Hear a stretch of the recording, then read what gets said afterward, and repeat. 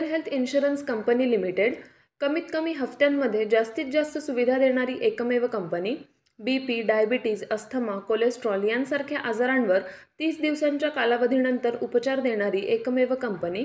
हृदयविकार, cancer, brain tumour, kidney stone यांसारख्या गंभीर आजारांवर पॉलिसी तसेच उपचार देणारी कंपनी। अमर्यादित आरोग्य विम्याचे कव्हर देणारी एकमेव कंपनी। सासवड, जेजुरी, पुणे येथील सर्व नामांकित हॉस्पिटल्समध्ये कॅशलेस सुविधा देणारी एकमेव कंपनी। अधिक माहितीसाठी संपर्क शेवते इन्शुरन्स, सासवड, 98 22 32 68 44। धन्यवाद। नमस्कार, मी प्राध्यापक एन आर जगताप। तुम्ही पाहताय चावडीन्यूज.com। शरद पवारांच्या पक्षातील खासदारांना ऑफर दिली होती का? काय म्हणाले अजित पवार या प्रश्नावरती? विधानसभेच्या निवडणुकीनंतर राज्यात महायुतीचं सरकार सत्तेत आलं, तर या निवडणुकीत महाविकास आघाडीला मोठं अपयश आलं आणि काही दिवसांपूर्वी शरद पवार आणि अजित पवार एकत्र येतील अशा चर्चा देखील सुरू झाल्या होत्या। मात्र असं असतानाच आता राष्ट्रवादी काँग्रेस अजित पवार पक्षाकडून राष्ट्रवादी काँग्रेस शरदचंद्र पवार पक्षाच्या खासदारांना संपर्क करण्यात आल्याची चर्चा राजकीय वर्तुळात रंगली आहे। याबाबत उपमुख्यमंत्री अजित पवार यांनी भूमिका मांडली आहे। अजित पवार आणि शरद पवार 2023 पासून वेगळे झालेत। 2023 मध्ये शरद पवारांना सोडून अजित पवार यांनी महायुतीच्या सरकारमध्ये जाणं पसंत केलं। त्यांच्याबरोबर राष्ट्रवादीचे 41 आमदारही सत्तेत गेले। 2023 पासून अजित पवार विरुद्ध शरद पवार असा संघर्ष राज्याला दिसला।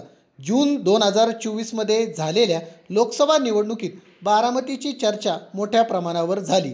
अजित पवारांनी महायुतीकडून सुनेत्रा पवारांना उमेदवारी दिली होती, तर महाविकास आघाडीच्या उमेदवार सुप्रिया सुळे होत्या। प्रत्यक्षात ही लढत शरद पवार विरुद्ध अजित पवार अशीच होती। लोकसभेला सुप्रिया सुळे निवडून आल्या, तसंच शरद पवारांच्या पक्षानेही उत्तम कामगिरी केली, तर विधानसभेला याच्या विरुद्ध चित्र दिसलं। विधानसभा निवडणुकीत अजित पवारांना आणि त्यांच्या पक्षाला 41 जागा मिळाल्या, तर महायुतीला 237 जागा मिळाल्या। यानंतर अजित पवारांच्या पक्षाने शरद पवारांच्या पक्षातील खासदारांना बरोबर येण्याची ऑफर दिल्याच्या चर्चा होत्या। त्यावर अजित पवारांनी उत्तर दिलं आहे। आमदार रोहित पवार यांनी देखील प्रतिक्रिया देत सूचक भाष्य केलं आहे। संसदेचं अधिवेशन सुरू होतं तेव्हा सुनील तटकरे यांनी आमच्या खासदारांशी संपर्क केल्याची चर्चा आहे, पण आमचे खासदार असा कोणताही निर्णय घेतील असं आपल्याला वाटत नाही, असं रोहित पवारांनी म्हटलं आहे। आता नेमकं खरंच शरद पवारच्या पक्षातील खासदारांना ऑफर दिली होती का, या प्रश्नावरती अजित पवार काय म्हणाले हे आपण जाणून घेऊया। राष्ट्रवादी शरद पवार पक्षाच्या खासदारांना आम्ही कुठलीही ऑफर दिलेली नाही। निलेश लंके, अमर काळे यांच्यासह 3-4 जणांनी सांगितलं की सुनील तटकरे यांच्यासह कुणीही आम्हाला संपर्क केलेला नाही, मग या चर्चा का घडवता, असा प्रश्न विचारत अजित पवारांनी कुणालाही कुठलीही ऑफर दिलेली नाही हे स्पष्ट केलं। एक खासदार हा 20 ते 22 लाख मतदारांचं प्रतिनिधित्व करतो। 4 जणांनी तरी हे सांगितलं आहे की त्यांना कुणीही संपर्क केला नाही, असं अजित पवार म्हणाले।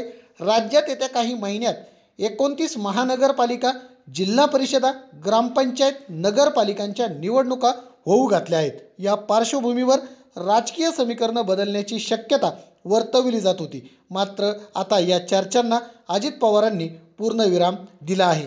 एक मात्र नक्की की अजित पवारांच्या नेत्याने म्हणजेच सुनील तटकरे यांनी किंवा अजित पवारांच्या राष्ट्रवादी काँग्रेसने शरदचंद्र पवार राष्ट्रवादी काँग्रेस पक्षाच्या खासदारांना ऑफर दिली होती, ही चर्चा राज्याच्या राजकारणात सध्या मोठ्या प्रमाणात रंगलेली आहे। आता अजित पवारांनी दिलेल्या या उत्तराने या चर्चेला खरंच पूर्णविराम लागेल का, हे येणारा काळच ठरवेल। धन्यवाद।